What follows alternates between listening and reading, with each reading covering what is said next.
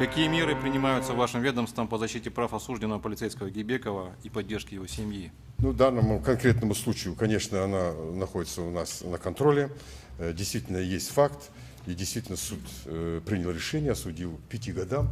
Причем потерпевший по этому делу, это тот, который плеснул свое, значит, это в лицо нашему полицейскому, он не понес никаких телесных повреждений. Экспертиза дала, что у него нет телесных повреждений.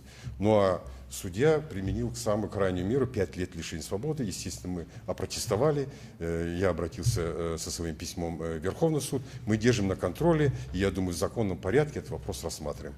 В отношении того человека, который, значит, совершил это правонарушение, возбуждено уголовное дело. Значит, мы наставили на избрание меры пресечения арест, но прокуратура избрала залог. Ну, мы сейчас контролируем сам ход расследования.